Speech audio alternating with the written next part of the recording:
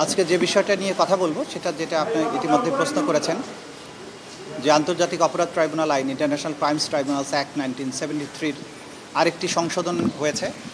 এই সংশোধনী যেটা আনা হয়েছে তার মূল বক্তব্যটা হচ্ছে যে সমস্ত ব্যক্তির বিরুদ্ধে ফর্মাল চার্জ অর্থাৎ আনুষ্ঠানিক অভিযোগ যদি আন্তর্জাতিক অপরাধ ট্রাইব্যুনালে দাখিল করা হয় তাহলে সেই ব্যক্তি বাংলাদেশের কোনো নির্বাচনে অর্থাৎ পার্লামেন্ট নির্বাচনে নির্বাচিত হওয়ার যোগ্য হবেন না, অর্থাৎ ইলেকশনে তিনি দাঁড়াতে পারবেন না।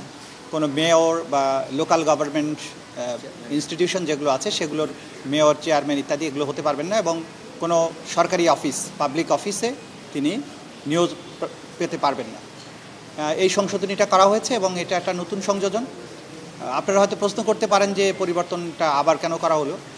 আমরা যেটা মনে করি যে একটা রাষ্ট্র বিপ্লবোত্তর পরিবেশে যখন একটা পুনর্গঠন প্রক্রিয়ার মধ্যে আছে তখন রাষ্ট্রের প্রয়োজনে, দেশকে সামনে এগিয়ে নেওয়ার প্রয়োজনে সরকার এই আইন শুধু নয়, বিভিন্ন আইনেরই বিভিন্ন ধরনের সংশোধনী আনছেন এই রাষ্ট্রকে সঠিক ট্র্যাকে তোলার জন্য। তারই অংশ হিসাবে এটা করা হয়েছে এই সময়ের প্রয়োজনে, এবং এখন থেকে সেই আইনটা সেভাবে প্রয়োগযোগ্য হবে।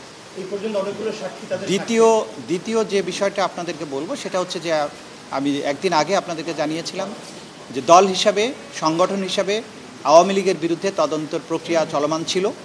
তা আনুষ্ঠানিকভাবে আওয়ামী লীগের বিরুদ্ধে তদন্ত শুরু হয়েছে, তদন্ত কর্মকর্তা নিয়োগ হয়েছে এবং তারা তদন্ত কাজ খুব দ্রুতই সম্পন্ন করবেন, তারা সর্বাত্মক চেষ্টা করবেন এবং তদন্ত রিপোর্ট প্রাপ্তি সাপেক্ষে দল হিসাবে বিচারের জন্য আওয়ামী লীগের ব্যাপারেও যথাযথ ব্যবস্থা গ্রহণ করা হবে।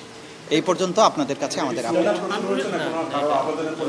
এটা আবেদনের প্রেক্ষিতেই, আবেদন আগেরই ছিল, সেটাকে যেহেতু সকল আবেদন একই সাথে নিষ্পত্তি করা সম্ভব ছিল না, ক্রমান্বয়ে এগুলো করা হচ্ছে। তো এই পর্যায়ে সেই আবেদনটাকে বিবেচনায় নিয়ে একটা কমপ্লেন্ট রেজিস্ট্রার নাম্বার ফেলে আনুষ্ঠানিক তদন্ত শুরু হয়েছে। সানবিট সব দিবে সামাল। সানবিট ম্যাজিক প্রেস ডিশওয়াশিং এর মাথা ঘোরানো সলিউশন। এর মধ্যে অনেক সাক্ষী তাদের সাক্ষ্যের মধ্যে আওয়ামী লীগের বিষয়গুলো এনেছে, সেগুলো কি কাজে লাগবে? প্রত্যেকটাই কাজে লাগবে, কারণ আদালতে যখন সাক্ষীরা তাদের বক্তব্য দিয়েছেন, দলের ইনভলভমেন্টের ব্যাপারে বলেছেন, এগুলো জুডিশিয়াল ডকুমেন্ট হয়ে গেছে। সুতরাং ভবিষ্যতে দলের বিরুদ্ধে যে তদন্ত হবে, দলের বিরুদ্ধে যে সমস্ত সাক্ষ্য প্রমাণ আসবে, তার মধ্যে বিদ্যমান যে সমস্ত সাক্ষ্য ইতিমধ্যে হয়ে গেছে যেগুলো, সেই সাক্ষ্য প্রমাণগুলো অন্যতম এভিডেন্স হিসেবে গণ্য হবে। তদন্তে কোন কোন ক্রাইটেরিয়াগুলো ধরে আপনারা আগাবে? আইনের মধ্যে যেভাবে আছে সেভাবেই আগাবে, এবং এটা যখন তদন্ত প্রক্রিয়া আরও সামনে আগাবে তখন হয়তো আরও বিস্তারিত আপনাদের বিচার চলাকালীন আইন সংশোধন এটা কি বিচার প্রক্রিয়াকে প্রশ্নবিদ্ধ করতে পারে কিনা দেশীয় এবং কোনো সুযোগ নেই, কারণ আওয়ামী লীগের দল হিসাবে বিচার প্রক্রিয়া চলমান নাই। বিচার প্রক্রিয়া চলমান থাকা অবস্থায় যদি কোনো আইন সংশোধন হয়, যেটা বলতে চেয়েছেন, যেমন ধরেন একজন ব্যক্তির বিচার চলমান আছে, সেই ব্যক্তির বিচারকে প্রভাবিত করতে পারে এমন কোনো বিষয় সংশোধন হলে তখন আপনি প্রশ্ন তুলতে পারেন।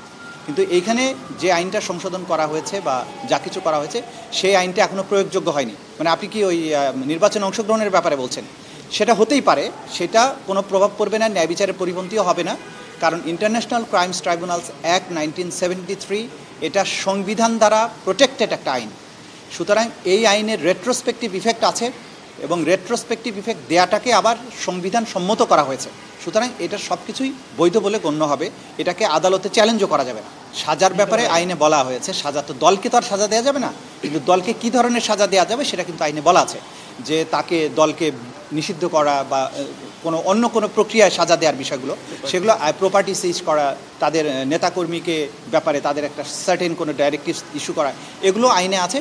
সেগুলো যখন তদন্ত রিপোর্ট আসুক, বিচারের সেই পর্যায়ে প্রবেশ করুক, তখন বিষয়গুলো নিয়ে আপনাদের সাথে কথা বলবো। আমরা দেখেছিলাম যে গণভবনে যে মিটিং হয়েছিল 14 দলের, সেখানে সব রাজনৈতিক দলই ছিল, আওয়ামী লীগ 14টা দল ছিল।